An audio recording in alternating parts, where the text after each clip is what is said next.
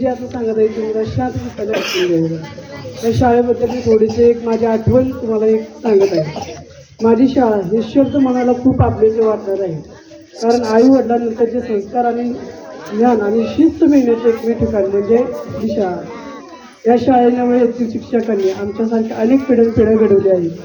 त्यामध्ये सर्व श्रेय मी माझ्या गुरुजनांना व त्यांच्या सहकार्य देतो, कारण ते होते म्हणूनच आम्ही चांगल्या संस्कारात, शिस्तीत आणि अनुकूल वातावरणात शिकलो आणि वाढलो. त्यामुळे आम्ही या समाजात आता मानाने वावरत आहोत.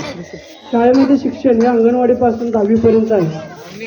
अंगणवाडी शिक्षिका आढावा मॅडम व त्यांच्यासोबत असणाऱ्या मावशी यांनी शाळेमध्ये प्रत्येक विद्यार्थ्यांना आईची माया व प्रेम दिली. तसंच इतर शिक्षकांनीही तेवढेच प्रेम आणि एक शिस्त आम्हाला लावलेली आहे. त्यामुळे मी त्यांचं आयुष्यभर ऋणी राहील.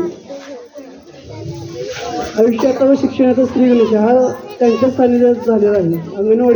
अंगणवाडीच्या आठवणी सांगायचं म्हटलं तर वर्गामध्ये आल्यानंतर दप्तर व जेवणाचे डबे एका बाजूला कोपऱ्यात ठेवून शिस्तीत रांगेत उभे राहून प्रार्थना करायची. या वर्गामध्ये सगळीच लहान मुले असल्यामुळे त्यांना सांभाळण्यासाठी किती मेहनत घ्यावी लागते ते आता आम्हाला समजते. पण त्यावेळी बाईंनी आम्हाला शांत बसवण्यासाठी आम्हाला लेंबल्याच्या गोळ्या, वेळोवेळी बडबड गीते असे सांगून आम्हाला शांत करत असायच्या. आजही ते बडबड गीते कानावर पडली की आनंदाने नाचत असे वाटते. जेवणाच्या अगोदर म्हटले जाणारी प्रार्थना अजूनही आठवते. शाळेमध्ये होणारे स्नेहसंमेलन खूप छान असायचे. नवनवीन गीते, त्यावर होणारे सुंदर नृत्य पालकांना खूप आनंद देऊन जायचे, कारण की आपलेच पाले आपल्यासमोर नाचत आहेत. आपल्या कलागुणांना आपण इथे वाव देतो. त्यामुळे त्या मुलांचंही एक म्हणतात ना, त्याच्या कलागुणांना इथे वाव मिळते. त्यानंतर प्राथमिक शाळेची सुरुवात झाली. प्राथमिक शिक्षण देण्याची जबाबदारी सर्व शिक्षकांनी पुरेपूर सांभाळली. त्यामुळे मी त्यांचा एक आभार प्रदर्शन करतो. म्हणजे त्यांच्यामुळे आम्ही आता या समाजामध्ये आता चांगल्या ठिकाणी आलेलो आहोत. त्यांच्या शिक्षणाच्या जोरावर आम्ही समाजात मानाने वावरत आहोत. शिक्षणाचा पाया हा इथूनच मजबूत होतो, ते खरं आहे. सर्व शिक्षक व शिक्षिका आमच्याकडून मुळाक्षरे, पाढे, बाराखडी, बडबड गीते लिहून घ्यायची आणि पाठांतरही करून घ्यायची. त्यामुळे आमची लेखनाची व वाचनाची गोडी निर्माण झाली. वाचाल तर वाचाल हे खरं आहे. तुम्ही लिहायला वाचायला शिकलात तर तुम्हाला समाजात वावरता येईल, दुनियेत काय चाललं आहे हे समजेल. त्यासाठी मुलांना खूप शिका, मन लावून अभ्यास करा आणि आपल्या वडिलांचे व शिक्षकांचे व आपल्या शाळेचे नाव मोठे करा. त्यासाठी लागणारे मार्गदर्शन हे आपले शिक्षक देतीलच याची मी खात्री देतो. शाळेमध्ये झालेला हा आमूलाग्र बदल आत्ताच्या पिढीला विज्ञान व तंत्रज्ञान याचा खूप मोह आहे. पण त्या तंत्रज्ञानाचा योग्य वापर करून आपले ज्ञान वाढवा. ते ज्ञान आत्मसात करून इतरांना देखील सांगा. त्यामुळे तुमचे ज्ञान अजून वाढेल. शाळेतील सर्व शिक्षक व शिक्षिका खूप चांगल्या प्रकारे शिकवतात. विद्यार्थ्यांच्या शंकांचे निरसन करतात. त्यामुळे कोणताही विद्यार्थी अर्धवट ज्ञान घेऊन घरी जात असेल असे मला वाटत नाही.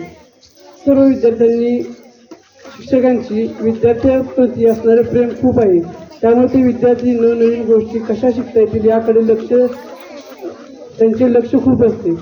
सध्याच्या युगात नवनवीन होणाऱ्या घडामोडी त्यांना अनुसरून शिक्षक विद्यार्थ्यांना मार्गदर्शन करतात. त्यामुळे मुलांना शालेय ज्ञान व बाहेरील ज्ञान, दुनियेतील ज्ञान हे मिळते. शाळेमध्ये जेवढे शिक्षक महत्त्वाचे आहेत तेवढेच महत्त्वाचे आहेत शिपाई मामा. शाळेतील विद्यार्थ्यांवर त्यांचे पण तेवढेच बारीक लक्ष असते जेवढे त्यांच्या पालकांचे असते. शाळेमध्ये विविध गुणदर्शन होते व शाळेचे क्रीडा महोत्सव, त्यासाठी लागणारी सर्व तयारी व त्यांचे नियोजन त्यांच्यामार्फत होते. सर्व विद्यार्थ्यांना मिळणार अल्पहार हा चांगलाच असणार यावर देखील त्यांचे बारीक लक्ष असते. या शाळेने मला व माझ्यासारख्या अनेक विद्यार्थ्यांना जे ज्ञान दिले, शिस्त लावली, त्यामुळे आम्ही या ठिकाणी तुमच्यासमोर उभा आहे.